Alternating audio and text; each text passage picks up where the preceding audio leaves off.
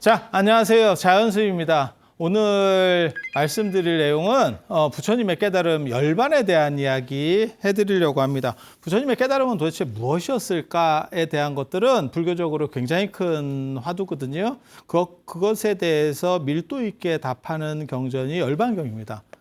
제가 지금까지 책도 다른 분들까지 같이 작업했던 거가 있으면 한 65권, 그 다음에 학진등재지 논문 수록한 것만 한 190편을 제가 썼었고, 박사 논문도 7개를 썼고, 그리고 여기저기 글 쓴 걸 쓰면 엄청나게 많이 이 작업들을 했는데, 그러다 보니까 무슨 생각이 드냐면, 제가 출가한 사람으로서 부처님의 은덕을 갚는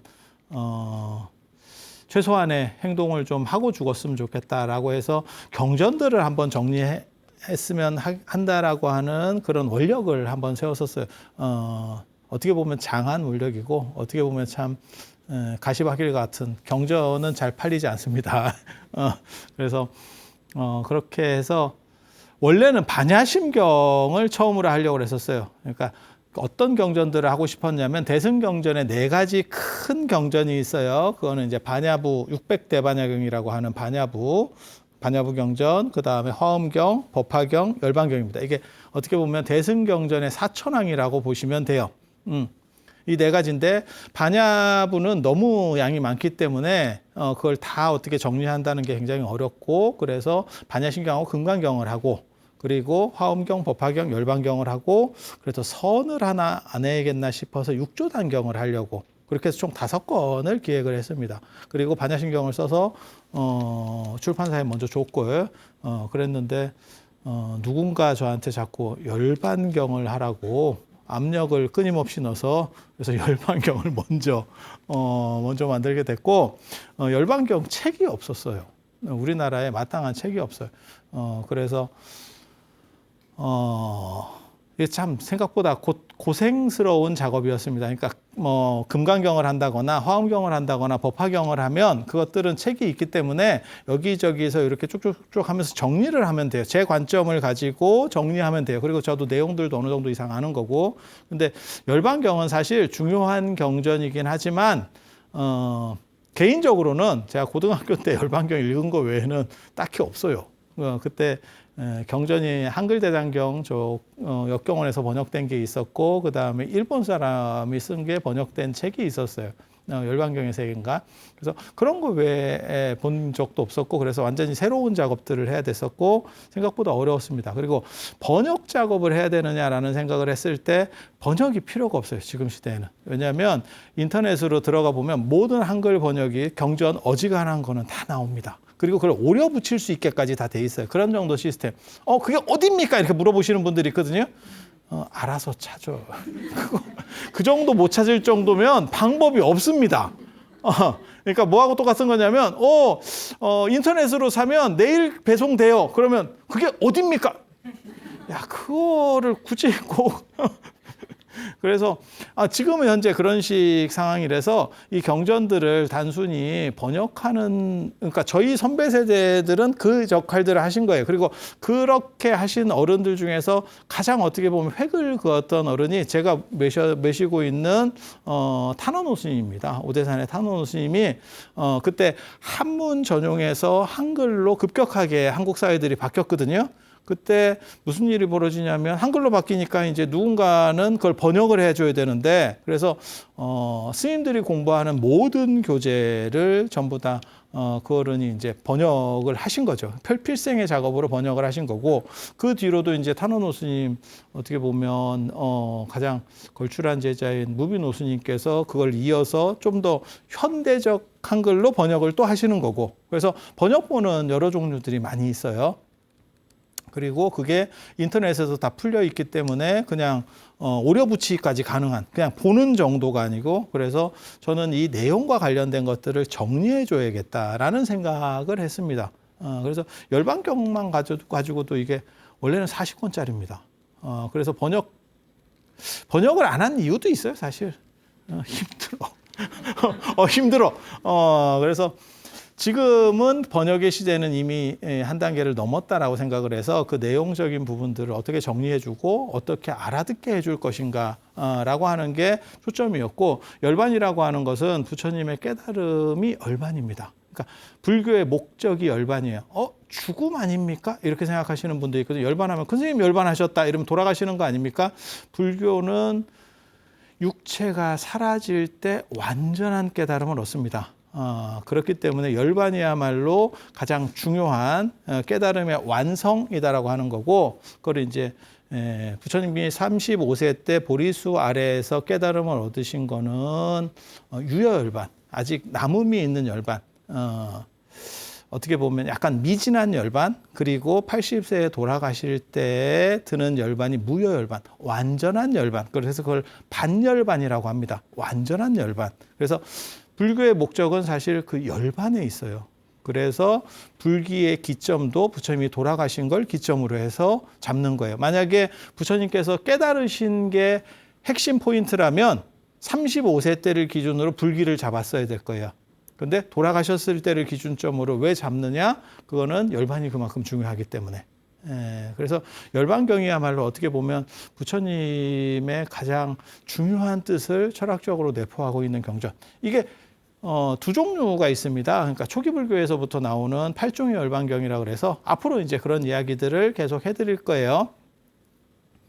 정리가 잘 돼 있는 책들이 있어요. 근데 그거는 역사적으로 부처님께서 7개월 동안 어떻게 어느 지역을 돌아다니셨고 어떻게 열반에 드셨는가. 쿠시라간의 열반에 이르는 7개월의 여정을 아주 세밀하게 적어놨습니다. 인도 사람도 이런가 싶을 정도로 적어놨어요. 아주 진짜. 그건 뭐냐면 그만큼 제자들이 부처님의 열반에 관심이 있었다는 얘기예요. 그런데 문제는 열반은 행위가 아니고 내면에서 어떻게 증득하느냐의 문제인 거죠. 그래서 그거를 철학적으로 풀어서 재구성한 게 대승불교의 열반경이에요. 그래서 제가 지금 말씀드리려고 하는 거는 대승열반경, 대반열반경이라고 하는데 편의상 그냥 대승열반경이라고 부를게요. 왜냐하면 대반열반경이라고 하는 똑같은 명칭에 소승열반경이 있어요. 그래서 명칭이 헷갈려. 그러니까 뭐하고 똑같은 거냐면 하느님이 모아서 우리나라 만세 이렇게 애국가에 나오는데 천주교에서도 하느님 이러잖아요. 그러면 그 하느님이 그 하느님이냐? 택도 없죠. 그래서 그렇게 생각하시면 돼요. 그래서 그냥 편의상 소승열반경, 대승열반경 이렇게 해서 구분을 해보도록 할게요. 그럼 이제 또 이렇게 하면 트집 잡는 사람들이 요즘은 소승이라는 표현을 안 쓰는데 뭐 초기 불교나 부파 불교나 뭐 이렇게 써야 되는 거 아닙니까? 8종류. 그러면 말할 때마다 그 8종류를 계속 얘기를 하라고? 그래서 그냥 뭉뚱그려서 그룹으로, 그러니까 야구, 축구, 이런 식으로 그룹을 분리하는 거예요, 지금. 그래서 소승열반경, 대승열반경. 소승열반경은 8종류가 있고, 대승열반경은 3종류가 있습니다. 그래서 이렇게 그룹으로 묶었다라고 이해를 하시면 되고, 오늘 말씀드릴 주제는 앞으로 12번에 걸쳐서 이 열반경 이야기를 계속 책에 따라서 책의 구성 방식에 따라서 이야기를 할 건데요. 오늘 이야기할 거는 굉장히 도발적 주제입니다. 인도의 암송문화 과연 정당한가? 불교를 얘기할 때, 초기 불교 얘기할 때, 그 다음에 부처님의 가르침을 전하는 사람들 암송해서 전했습니다. 부처님의 가르침을 500년 동안이나 이 사람들이 기억을 해서, 제자들이 기억을 해서 이렇게 마치 이 물병에서 저 물병으로 물을 따르듯이 옮기듯이 그렇게 됐대. 가능한 얘기일까요? 그거를 믿는다는 거는 사실은 지금도 믿는 사람들이 많이 있어요. 뭐 남방불교나 이렇게 불교를 체계적으로 안 배우신 분들이 그런 걸 잘 믿어. 근데 그게 뭐하고 똑같은 거냐면 산타클로스가 존재한다. 그리고 굴뚝으로 내려올 거다라고 생각하는 거하고 똑같아요. 굴뚝 유럽 굴뚝은 내려올 수 있을지 몰라도 우리나라 굴뚝 못 내려옵니다. 거기 내려올 정도면 굉장히 다이어트한 산타야. 그래서 그런 정도 이야기예요. 왜냐하면 그냥 제 아무리 머리가 좋은 사람이라도 한 사람이 하루 동안 이야기하는 걸 외울 수 없습니다. 그대로 외울 수 없습니다. 그러니까 서울대에 가든 하버드에 가든 전 세계 수재들을 다 모아놓고 마이클 샌들 같은 사람이 예를 들어서 1시간 동안 수업해. 전체를 기억할 수 있는 사람이 있을까? 불가능합니다. 그리고 만약에 부처님께서 그렇게 말씀하신 전체를 다 기록으로, 그러니까 쉽게 말해서 암송으로 전달했다면 지금보다 경전이 훨씬 많겠죠. 그래서 있을 수 없는, 처음부터 가정을 하고 들어가는 거예요. 그러면 그들은 왜 암송할 수밖에 없었느냐? 거기에는 두 가지 이유가 있어요. 하나는 초기 불교의, 그러니까 부처님 당시에 그러한 제자들은 상당 부분 유행 생활을 했어요. 정주에서 뭘 쓰고 뭐 이랬던 게 아니고 움직이면서 생활을 했어요. 유목 문화는 대부분 암송이라고 하는 부분이 많이 있습니다. 그래서 암송에 의지할 수밖에 없었고, 그래서 그 당시에는 암송 문화들이 있었기 때문에 지금보다는 더 잘 외웠을 거예요. 뭐하고 똑같은 거냐면 여러분들이 노래방이 생기기 전에 노래 가사를 더 많이 외웠고, 핸드폰이 생기기 전에 전화번호를 외우고 있었어요, 우리가. 그런데 지금은 전화번호를 못 외워요. 그래서 뭐가 있냐면 핸드폰 없어지고 나면 분실했어요. 그러면 전화번호 다 날라갔으니까 이렇게 카톡 프로필이나 이런 데 올려놓는 사람들 있잖아요. 전화번호 좀 주세요. 이렇게 전화번호를 구걸하는 사람. 예전에는 어느 정도 이상 외웠다니까. 수첩에 적고 막 이럴 때는. 네. 그래서 시대가 바뀐 거예요. 그래서 그 시절 사람들이 더 많이 외우는 건 맞아요. 하지만 인간이 외울 수 있는 총량은 거의 정해져 있습니다. 그 사람이 안한같이 진짜 기억력이 대단해요 라고 해도 인간의 편차에서 어느 정도 이상의 가치를 가지는 거지 초능력을 가질 수는 없어요. 그렇게 설정을 해버리면 안 돼. 그리고 나중에 이제 나오겠지만 합송을 해야 되거든요. 다른 제자들이랑 같이 교차 검증을 하는 거예요. 왜냐하면 선생님이 수업을 1시간 동안 했는데 그거를 제자들이 듣고 수업 시간에 들은 사람들이 서로 간에 우리 선생님이 이런 얘기했어 라고 하는 걸 자기가 자기 생각일 수 있으니까, 착각했을 수 있으니까 서로 교차 검증을 하기 시작하는데, 그걸 이제 합송이라고 하는 거거든요. 서로 동의하면서 그렇게 가는 건데, 그러기 위해서는 그 사람도 그 정도 양을 외울 수 있어야 돼요. 그러니까 안한만 혼자 나는 만을 외우고 있고 딴 사람들은 100도 못 외워. 이러면 이게 전달될 방법이 없어요. 그러니까 전달되기 위해서는 비슷한 정도, 인간이 노력하면 어느 정도 이상이 될 수 있는 정도의 흐름이어야 된다는 거를 전제로 하는 거예요. 그러니까 돌연변이로는 안 되는 거예요. 500년을 내려오면 천재가 한 명이 있어. 그래도 그게 아무 필요가 없어. 왜? 몇 세대를 지나면 어차피 외울 수 있는 양은 정해져 있기 때문에. 뭔 뜻인지 아시겠죠? 우리가 10,000개의 단어를 외울 수 있어. 근데 아주 특수한 사람이 100만 개를 외울 수 있어. 그 사람이 100만 개를 외웠다 치고 계속 전수가 돼야 되거든? 그러면 어떤 일이 벌어져요? 결국 10,000개가 남는 거예요. 그래서 안한은 다 외웠어요 라고 하는 것도 말 같지도 않은 소리고요. 안한 자체도 부처님 55세부터 80세까지 25년 동안 시자였었습니다. 그 전에는 아니었었다는 얘기예요. 그래서 그 전에 앞부분에 관련된 부분은 다른 제자들의 증언에 따를 수밖에 없어요. 그리고 이 암송이다라고 하는 게 미안한 얘기인데 문화적으로는 약간 떨어지는 거예요. 기록이나 왜 인간이 원시 사회부터 다 암송을 어느 정도는 했었어요. 중요한 것들은 다 기억을 하려고 했거든요. 하지만 결국 우리는 쓰기 문화로 바뀌고 그 다음에 그게 책으로 바뀌고 지금 인터넷까지 저렇게 들어가느냐, 더 이상 감당이 안 되는 거죠. 그래서 인도에는 그 특수성도 있어요. 그러니까 유목적인 것 때문에 유행한다라고 하는, 한 곳에 정주하지 않았다라고 하는 그 부분도 한 가지 존재하지만, 또 뭐가 있냐면 신성한 것은 글로 쓰면 반대적인 사람들이 보고 어떻게 보면 공격할 수도 있고 트집 잡을 수도 있기 때문에 외워서 전수한다라고 하는 뭐 별로 그렇게 설득력은 없는데 그런 주장들이 있어요. 진짜 정당한 거면 그냥 다 열어놓는 게 제일 정당해요. 누구는 알고 누구는 모르고가 아니고 다 오픈해놓고 한번 끝장 토론을 해보자가 사실은 가장 정당한 거예요.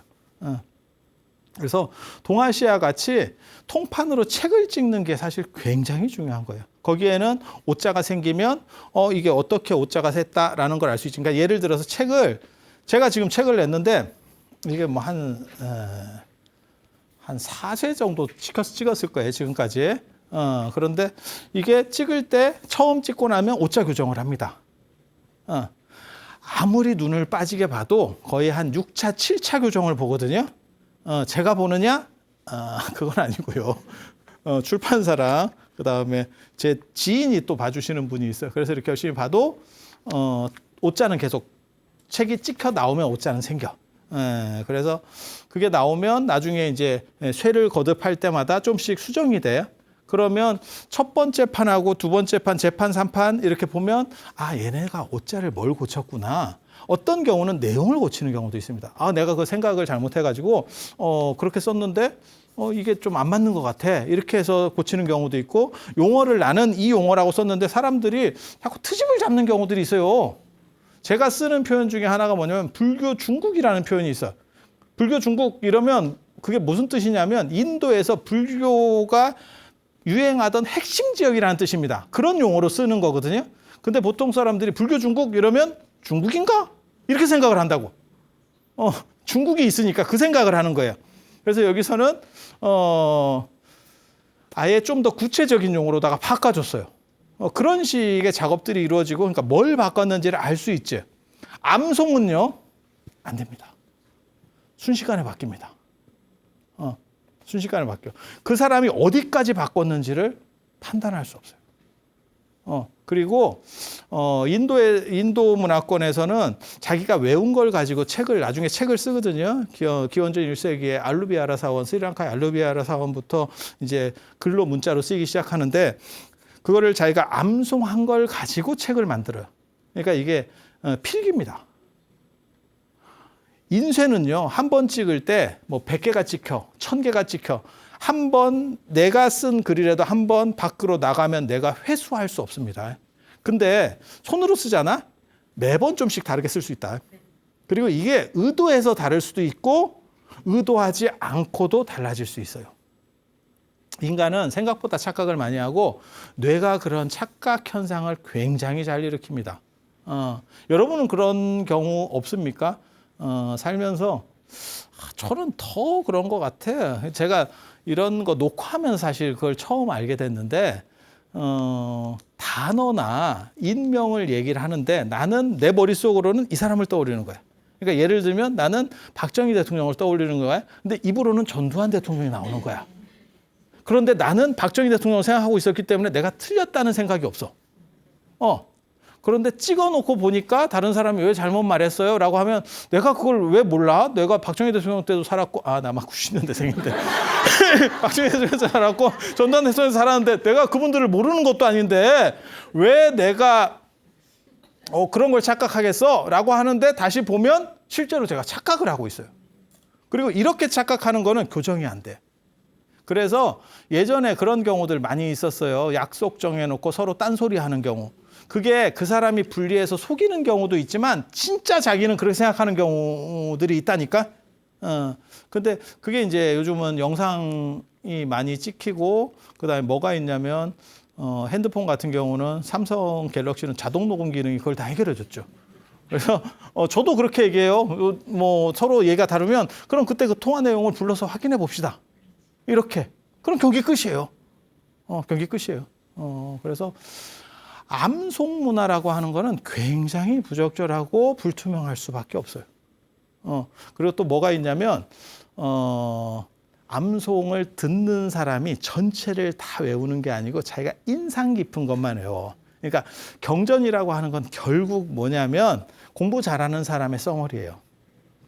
그러니까는 선생님이 수업을 해도 노트 필기를 하잖아요. 그러면 공부 못하는 애들은 공부 잘하는 애들 노트를 이렇게 빌리려고 하잖아요. 딱 그 정도라고 보시면 돼요. 그러니까 그 얘기는 뭐냐? 한 번 필터를 거쳤다라고 하는 거예요. 그러니까 원음이 아니고 부처님이 직접 쓰신 게 아니고 그러니까 직접 글을 썼거나 직접 말을 남긴 게 아니고 결국 자기네들의 판단에 의해서 한번 걸러졌다라고 하는 거예요. 그러면 그게 과연 어느 정도나 정당하냐? 에 대한 논점도 있어요. 그래서 처음부터 불투명하기 시작을 해요. 불교가. 그리고 이런 식으로 문제는 빨리라도 정리를 했으면 다행인데 무려 500년 동안이나 그것을 계속 이렇게 하다 보니까 전승을 하다 보니까 로댕, 오뎅, 덴뿌라가 되는 사건이 벌어지기 시작하는 거예요. 그리고 그 원형을 찾을 수 없는 상황이 됐습니다. 너무 오래 지났기 때문에 어디까지가 원소스인지를 정확하게 판단할 수가 없는 상황이 된 거예요. 차라리 불확실하더라도 기록으로 어느 정도라도 남겼다면 어떤 게 원형이야라고 보는 건데, 그래서 지금 현재 우리가 원형을 추정해 볼 수 있는 방법은 뭐냐면 남은 자료들 중에서 공통된 것들을 추출을 해요.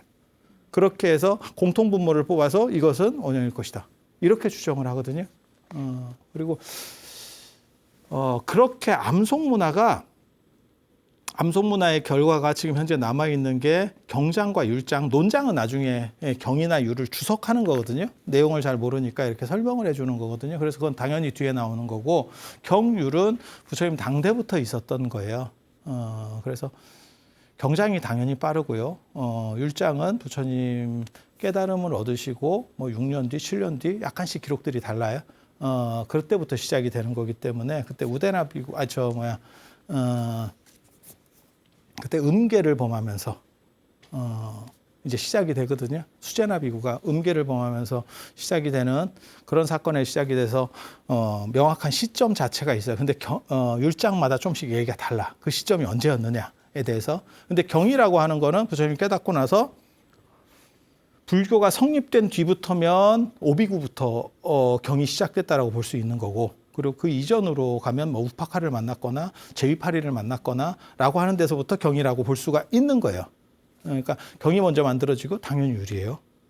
그러니까 발생 순서는 경율이고요. 결집 순서는 율경입니다. 율경입니다. 이렇게 가는데, 지금 현재 남아있는 게 지금 제가 뒤에 적어놓은 사아함이라고 하는 거예요. 저거 아가마라고 하는 거고, 그 다음에 남방불교를 하면 니까야라고 하는 겁니다. 그래서 자바함, 그 다음에 중아함, 장아함, 증일함.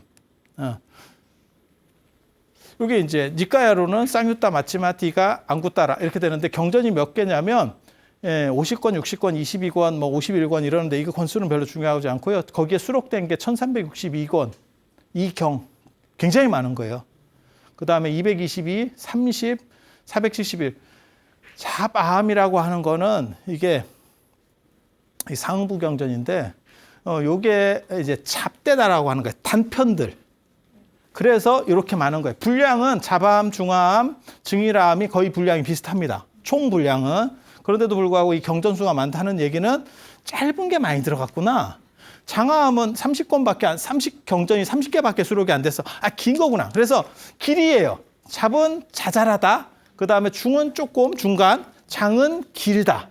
그 다음에 증일은 1씩 늘어나. 1, 2, 3, 4, 5, 이 책의 순서에 의해서 10가지로 해서 하나씩 늘어나, 경전이. 그런 구조를 보이고 있어요. 그래서 증일이라고 하는 거거든요. 늘어난다, 이렇게. 근데 이게 4가지예요. 가장 그래도 오래됐다고 생각되는 게 이렇게 짧은 게 오래되지 않았을까, 이런 생각을 해보고는 있습니다. 그런데 단정 짓기도 상당히 어려워. 암송하려면 짧은 게 아무래도 좀 쉽겠죠.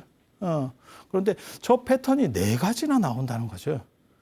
이 얘기는 뭐냐면 바뀐 지 오래됐다. 얘네 바뀐 지 오래됐구나. 그러니까 서로 다 다른 흐름으로 갈라졌구나. 그러니까 춘향전으로 얘기하면 원 Q 자료라는 게 있을 거야. 맨 처음 시작된 Q 자료가 있고, 거기서 이제 살들이 붙어. 근데 춘향전에 뭐가 있냐면 지금 우리가 알고 있는 일반적 춘향전 설정도 있고, 춘향이 추녀라는 설정도 있고, 이몽룡이 안 돌아온다는 설정도 있고, 별로모 설정이 다 있어. 그 여러 가지 버전들이 있어. 그 얘기는 뭐냐? 하나의 이야기들이 갈라져 나가는 거죠. 그런데 여기는 보면, 이 사함을 보면 이게 너무 차이들이 크다는 거죠.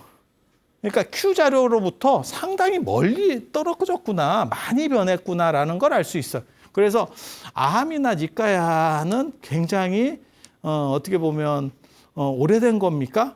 오래된 것을 포함하고 있지만 그 자체가 오래된 것은 아닙니다. 그리고 저것이 기록될 때는 대승경전도 같이 기록되고 있기 때문에 시대적으로 기록 시절만 보면 같은 시대예요. 같은 시대예요. 그래서 만약에 정통성을 가진다면, 저것들이 정통성을 가진다면 훨씬 원형의 비슷한 구조들이 나타나야 되는데 체계 자체가 완전히 다른 식으로 나가요. 그 얘기는 원판으로부터 굉장히 멀리 벌어졌구나. 라는 거를 기본적으로 알 수 있고, 율장도 마찬가지예요. 율장이 6가지가 있어요. 이거 남북전 6부율이라고 하는 건데, 4분율, 5분율, 10속률, 마하승기율, 설일치 유부율은 따로 있는 게 아니고 저거를 이제 통합해서 157권을 하는 거죠. 의정 스님이 번역한 거거든요. 그다음에 남방률이라고도 하고 빨리율이라고도 하는 저렇게 6가지가 있어요. 하나의 집단에 법이 6종류가 있을 수 있어? 국가에 6개의 법이 있을 수 있어? 그 얘기는 뭐예요? 이게 하나의 집단이 아니구나, 너네. 그 얘기는 뭐야? 분명히 부처님 당시에는 하나의 집단에 시작했겠지. 승단이라고 하는. 그런데 그게 많이 바뀐 거죠. 그러니까 우리식으로 얘기하면 그거죠. 우리가 한민족이잖아요. 한민족이지만 법이 지금 2개가 있죠. 우리 한민족을 지배하는 법이 위쪽에 하나, 아래쪽에 하나. 2개의 법이 있잖아요. 우리가 민족이 더 널리 퍼졌으면 5, 6, 7, 8개도 될 수 있겠죠. 그런 식 체계로 나간 거예요. 그러면 그 원형이 뭐냐? 암송을 해서 전달했기 때문에 그 원형을 파악하기가 굉장히 어렵습니다. 그러면 현재 우리가 알고 있는 것 중에서 이게 가장 오래된 문헌입니까? 아닙니다. 참고로 말씀드리면 아닙니다.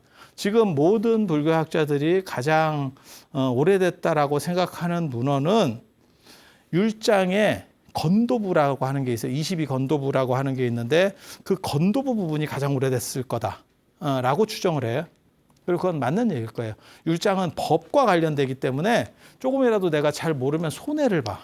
그래서 그 부분은 계속해서, 그리고 형태 자체도 좀 지저분해요. 깔끔하고 굉장히 심플하면 오히려 뒤쪽입니다. 반야신경이 오히려 뒤쪽입니다. 참고로 말씀드리면. 그러니까 짤막한 것들이 더 옛날 거 아닙니까? 아닙니다. 한번 늘어났다가 이렇게 딱 정리하는 부분들이 있거든요. 그래서 약간 지저분하고 너저분하고 그 다음에 사람들이 서로 첨예하게 좀 의견들이 있었을 것 같아. 그 생활상들이 많이 나와라고 하면 그게 가장 오리지널할 거다. 그러니까 원 부처님 시대까지 올라가는지는 모르지만 지금 현재 남아있는 율장 부분 중에서 가장 오리지널한 부분이다라고 하는 게 있고, 저 사암 말고 더 오래된 게 있어요. 사실은 더 오래된 자료가 있거든요. 그 오래된 자료가 뭐냐면 법구경, 수타니파타,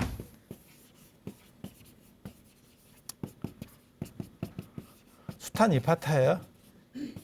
그 다음에 장로계, 장로니계, 큰 스님, 남자 큰 스님, 여자 큰 스님의 개송.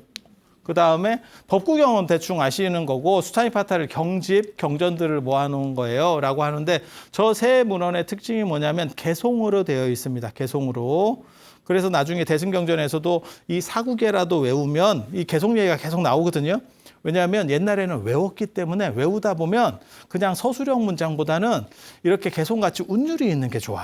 그러니까 노래가 일반 그거보다 더 잘 외워지는 거지. 일반 문장보다 잘 외워지는 거지. 그래서 천수형 같은 거 외울 때도 자기 나름대로 뭔가 운율을 주려고 노력을 해. 그러면 좀 더 잘 외워져. 그래서 개송이다라고 하는 게 있고, 그게 그렇게 외워서 지금 남원 문헌, 그러니까 개송이 많이 들어갈수록 더 오래된 거다라고 생각할 수 있는 거예요. 그런데 한 번만 더 생각하면 부처님이 개송으로 얘기하냐? 사람이 말로 얘기하지 개송으로 얘기하냐? 라고 하는 거죠. 뭔 뜻인지 아시겠어요? 판소리는 재밌으려고 하고 기억하려고 그렇게 하는 거지, 스토리는 그냥 평범한 이야기잖아요. 그래서 개송이 많이 나온다는 얘기는 뭐냐면 한 번 더 생각하면 누군가 외우고 싶어서 손을 다 댔구나, 개송 형식으로 다 바꿨구나, 그 얘기는 손이 탔다는 얘기잖아요. 개송도 사암이나 이런 거보다 이게 더 오래된 문헌이에요. 오래된 문헌이에요. 그런데 한 가지 더 얘기할 거는, 분명한 거는 사람은 개송으로 얘기하지 않아. 아무리 시인이라도 윤동주, 김소월도 시로 얘기하지는 않는다니까. 시를 가끔 얘기하지. 이해가 됩니까? 그래서 시로 전체가 되어 있어. 그러면 누군가 전면 수정에 들어갔구나. 그 얘기는 뭐예요? 원자료가 아니구나. 라는 걸 알 수 있는 거예요. 그래서 암송을 통해서 내려오는 것들의 정당성을 가진다? 사실은 그거는 약간 미개한 생각입니다. 그리고 그거는 문명이 제대로 발전하지 못했을 때 어쩔 수 없는 부분이었고, 만약에 그게 정당성을 가진다면 지금도 암송으로 사람들이 다 하겠죠. 물론 뭐 남방불교에서는 지금도 그걸 외우고 있어. 대장경을 다 외우면 그거를 삼장법사 어쩌고저쩌고 하면서 그런 대단한 칭호를 주고, 그래봐야 메모리 32기가도 안 된다. USB 32기가 이런 거 주잖아요. 집어 던진다. 받자마자 에이 이게 쓰라고 주는 거야. 뭐야 이런 식의 그 정도도 안 되는 진짜 이게 뭔가 싶은 거를 위해서 평생을, 그리고 외운다 그래서 이해하는 거는 절대 아니에요. 여러분이 반야신경을 외운다고 해서 반야신경을 이해하는 게 아니듯이 외운다고 이해되는 게 아니에요. 그건 논리적 층위가 다른 거예요. 그런데 사람들이 왜 외우라고 얘기하냐면 예전에는 책이 귀했기 때문에 그래요. 책이 나온 뒤에도 외웠어요. 네가 어떻게 하느냐. 우리 조선도 외우는 거예요. 사서를 외웠다니까. 네. 그리고 머리 좋은 사람은 사서 3경까지 외우는 거예요. 저도 예전에 좀 외웠었어요. 여러분 몰라서 그렇지. 사서는 아니고 삼서를 외웠지. 논어 맹자 대학. 아니 맹자는 아니고 대학 중용 논어를 외웠지. 이게 왜 그러냐면 성대 박사과정 졸업할 때 이거 시험에 나옵니다. 이게 시험에 나와요. 그래서 거의 전체를 어느 정도 이상 외우고 있어야 돼. 원래는 사서가 나오는데 맹자는 선생님들이 가끔 내. 그리고 맹자는 떨어지면 돼요. 이 논어 대학 중용 합친 것보다 맹자가 훨씬 많거든. 그래서 외울 수가 없어. 이거는 인간이 외울 수가 없어.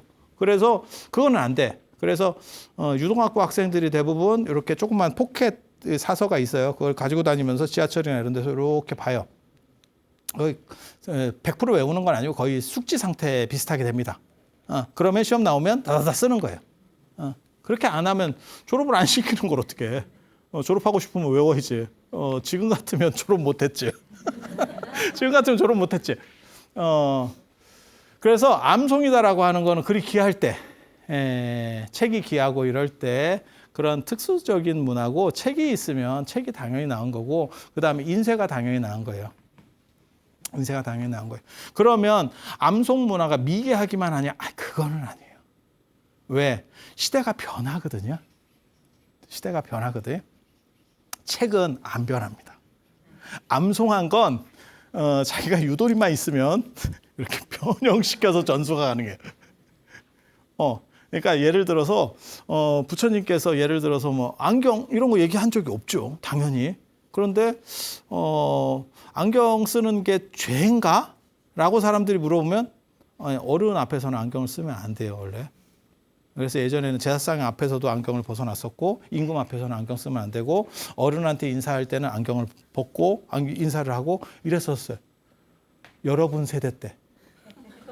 여러분 세대 때. 아주 옛날 아니고 여러분 세대 때. 진짜. 제사상에서 안경 쓰고 들어가면 그게 호로자식이라는 그런 얘기들이 있었어. 여성분이라서 안 들어봤을 수도 있어요. 그런데 그런 부분들이 지금은 그게 인식이 안경이 라는 게 있잖아요. 그러면 이제 어떤 걸로 이제 논점이 바뀌었냐면 안경은 오케이인데 또 다른 논점이 생긴 거죠. 색안경을 쓰는 거는 좀 그렇지. 선글라스를 어른 앞에서 쓰냐? 그러면 이제 또 이제 지금 한 소리가 나오는 거고. 근데 선글라스인 줄 알았는데 또 뭐라고 얘기하냐면 내가 지금 눈이 부셔가지고 나는 이거를 의료용이에요. 의료용. 나 의료. 이게 싸가지 아니고요. 이게 지금 나는 필요한 거예요. 아니 그래서 지금 실내에서도 색안경들을 살살 쓰는 문화들이 들어오고 있는 거예요. 인식이 바뀌고 있죠. 이렇게 바뀔 때 안경은 다 조금 문제가 있는 거 이렇게 책으로 규정을 해놔버리면 안 바뀌어요. 그런데 암송으로 해버리면 분리하면 자기가 조금씩 들어가면 됩니다. 들어가면 됩니다. 그리고 부처님께서는 뭐라고 처음부터 말씀하셨냐면 되게 재밌는 게 제자들이 그렇게 얘기해요. 나중에 산스크리트어로 고급 언어로 우리 경전을 다 우리 부처님의 가르침을 다 통일해서 표준을 만들면 어떻습니까? 라고 했을 때 부처님께서 그렇게 말씀을 안 하세요. 그거를 노를 하고 각 지방에 맞는 그 사람들에게 편한 언어를 써라. 이게 처음부터 불교는 하나의 단일 체계로서 저렇게 통합된 전승이 어렵다는 얘기예요. 똑같은 얘기를 해도 영어로 하는 거하고 불어로 하는 거하고 독어로 하는 거 느낌들이 다 다릅니다. 왜? 그들의 문화권에 맞는 언어 체계이기 때문에. 그래서 각 지역에 맞는 문화 그리고 그 언어를 쓰라고 했다라고 하는 것 자체가 통일성이 원래부터 부족했어요. 그래서 불교는 처음부터 다양성이었고, 그리고 부처님 나중에 돌아가실 때 보면 그 열반경에서도 또 그 얘기가 나오는데 이제 법등명 자등명 하면서 내 교단에는 후계자가 없다. 라는 말씀을 하시거든요. 그래서 교단의 통일성이라고 하는 거를 지향하는 게 과연 맞느냐? 라는 생각도 있어.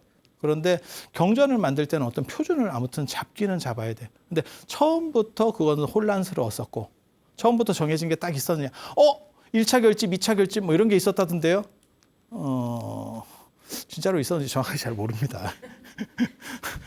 율장에도 나오고 하는데, 그때 굴레 결집, 저도 이런 거 가지고 논문도 쓰고 했는데, 애매한 부분들이 있습니다. 그리고 가섭이 전체 교단의 다 정당성을, 그러니까 대표성을 가질 수 있느냐에 대한 것도 논점이 굉장히 강력하고, 그래서 이게 부분 집단의 결집이 아니냐라고 하는 게 그냥 일반론이에요.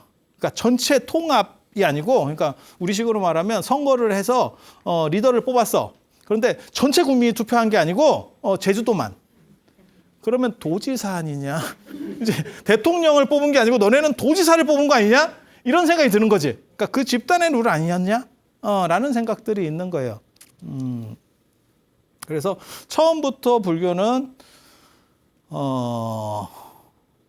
정리하려고 하는 생각이 생각보다는 적었고 자율성에 맡겨서 그 사람들이 수행을 통해서 행복하려는 게 목적이었기 때문에 정리가 목적이 아니었다라고 하는 그 부분이 한 가지가 있고, 그리고 암송 문화는 무조건 불투명하고 다른 것들이 섞여 들어가기가 굉장히 좋아요.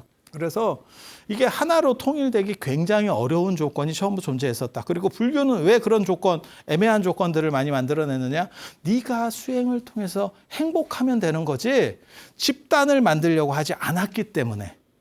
그리고 500년 동안이나 저걸 전승시키면서 입에서 입으로 전해오다 보니까 쉽게 말해서 5만 떼만 가지가 다 섞여 있죠. 그래서 그런 문제가 있고, 저 남방불교는 더 정통입니까? 이렇게 얘기하는 사람들이 있는데, 남방불교는 분별설부라고 해서 사실 그게 부파불교 중에서도 굉장히 군소부파예요. 군소부파. 설일치유부가 어떻게 보면 가장 정통부파고요. 그리고 그렇게 그런 군소부파고, 그리고 걔네는 계속해서 경장이나 율장을 수정하면서 쓰려고 했어요. 우리는 번역만 딱 해놓고 북방불교가 안 썼어요. 모셔만 나. 율을 쓰려고 그랬더니 노팬티로 다녀야 돼. 왜냐면 인도는 더우니까. 가사 안에 노팬티야. 근데 동아시아에서는 안 돼. 성적인 문제도 있지만 얼어. 안 돼. 야, 맨발로, 부처님 맨발로 다니셨거든요? 그러면 동아시아에서 맨발, 그러면 죽어. 안 돼. 그래서 제가 늘상 하는 얘기 있잖아요. 인도는 하복밖에 없는데 동아시아로 넘어오면서 승복이 하복이 없었다. 하복이 없었다. 이런 식으로 문화 차이 때문에 율장은 그대로 모셔놨어요. 그래서 오히려 원형에 가깝고, 남방불교 쪽은 그걸 쓰려고 했어요. 계속 재개정하면서 쓰려고 했어. 그래서 원형으로부터 더 멀어졌어요.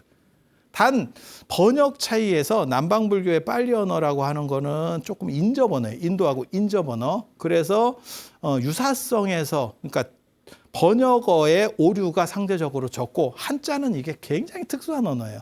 그래서 번역어로서의 오류는 이쪽이 더 많아요. 하지만 연대적인 고층 자료는 오히려 한문에 있어요. 한문에. 그리고 여시아문이라고 하는 모든 경전 앞에 나오는 이야기 진짜 주의 깊게 들어야 돼요. 왜? 여시아문이 뭔 뜻이냐면 나는 이와 같이 들었다야. 오류를 인정하는 거라니까. 나는 이렇게 들은 거야. 이게 객관적으로 이게 맞는 게 아니고 나는 이렇게 들었다야. 이거 굉장히 심각한 얘기예요. 야, 저런 거를 맨정신으로 맨 앞에다 경전 앞에다 박는 게 정당한가? 이것은 신에 계시고 이것은 무조건 바뀔 수 없는 거야가 아니고 내가 듣기로는 이랬었어. 그러면 네가 들을 때는 다를 수도 있다는 얘기잖아. 그걸 아예 굉장히 어떻게 보면 정직한 겁니다. 정직한 거기도 하고 오류의 개연성을 제시해 주는 거예요. 판단은 네가. 그러니까 교육학에서도 그런 얘기 하거든요. 선택까지 해줄 필요가 없고 선택지를 주고 선택은 네가가 가장 정당한 거예요. 그래서 그런 식 관점에서 대하면 문제가 없어요. 그런데 저런 식의 남방불교 하는 사람들이 꼭 쓸데없는 얘기를 하는 게 뭐냐면 그게 정통이고 그대로 내려왔대. 그대로 내려왔으면 저렇게 4가지 버전이 나오거나 6가지 버전이 나올 수도 없고 500년 동안 말로 전해서 그대로 내려왔으면 야, 그거는 거의 아이언맨급이에요. 인도가 저렇게 안 살고 있을걸. 인도에 그런 기술이 있다면 인도는 저렇게 살지 않는다.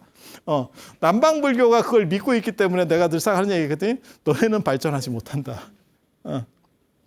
동아시아가 발전할 수 있었던 거는 기록이라고 하는 부분이 굉장히 커요. 그래서 암송 문화가 정당하다라고 하는 건 사실은 허구입니다.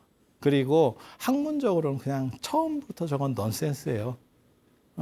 그리고 또 뭐가 있냐면 부처님의 원음이 정당하다. 그것도 원음을 따질 수도 없고 그 원음이 정당한 것도 아니에요. 불교는 유신론적 종교가 아니에요. 그러니까 신의 말은 아무리 세상이 바뀌어도 그대로 유지되기 때문에 그것은 바뀌면 안 돼. 하지만 부처님은 연기법을 얘기하고 중도를 얘기하는 거예요. 현실에 맞게 나름의 변화적인 적절성이라는 게 존재해야 돼. 그 얘기는 뭐냐? 제가 늘상 하는 얘기 있어요. 우리는 스티브 잡스의 아이폰은 스티브 잡스가 만들었지만 지금 우리가 쓰는 아이폰은 팀 쿡의 아이폰이다. 라이트 형제가 비행기를 만들었지만 우리가 타는 비행기는 보잉이나 에어버스다. 그 처음에 원형이 의미가 없다라고 얘기하는 게 아니에요. 의미는 엄청나게 있지만 그것은 제한적인 역할만을 할 뿐이다. 그러니까 상징적으로 해석이 돼야 되는 거지 이것이 진리가 돼가지고 나는 라이트 형제의 비행기만 탈 거예요. 죽으시면 됩니다. 그리고 스티브 잡스의 아이폰 1을 저는 쓰겠습니다. 제 생각이 안 틀리면 아마 구동이 안 될 겁니다. 지금 그대로 그냥 안 쓰고 그대로 놔둔 거 개봉을 해도 안 돌아갈 겁니다. 지금 성능 자체가 다 바뀌었기 때문에. 네. 마차에서 시작을 해서 자동차까지 온 거예요. 그런데 나는 마차를 타겠습니다. 타시면 됩니다. 타시면 됩니다. 하지만 그건 정당성을 가질 수 없어요. 그래서 나중에 그게 완료돼서 닫힌 거라면 교리 발달사도 성립할 수 없고 대승불교도 나올 수 없었을 거예요. 그런데 그것이 닫힌 구조가 아니고 열린 구조였었고 불교는 원래 그런 걸 용인하는 구조였었기 때문에 대승이라고 하는 것들이 나올 수 있고 그것이 정당성을 가질 수 있는 거예요. 그러니까 시대적 변화에 맞춰서 새롭게 그러니까 암송을 하면서 업데이트하는 거 말고 아예 새롭게 새로운 모델을 제시하는 식의 방식 그리고 거기에 뭐가 있냐면 소승열반경과 대승열반경 이야기가 있는 겁니다. 그래서 부처님의 깨달음과 관련된 이야기에 그 역사적 이야기는 7개월 동안 벌어졌었던 그 사건들 그걸 적고 있는 그게 소승열반경, 8종의 열반경이라고 하는 거고 대승열반경은 하루를 의미해요. 시간이 하루입니다. 40권짜리 책인데 실제로 다루고 있는 거는 하루만의 스토리예요. 그 열반에 집중하는 거예요. 그래서 철학적 이야기를 하는 것은 대승열반경. 그래서 소승불교가 가지는 어떻게 보면 현실적인 모사를 넘어서는 철학적인 부분들 그리고 후대 시대까지 아우를 수 있는 그 과제 그다음에 그 깨달음이 대승열반경에 있다더라 라는 이야기를 하면서 오늘 첫 번째 수업 마치도록 하겠습니다. 다음 시간에는 열반이라는 무엇인가에 대한 이야기 해드릴 수 있도록 하겠습니다. 자, 들어서 감사합니다.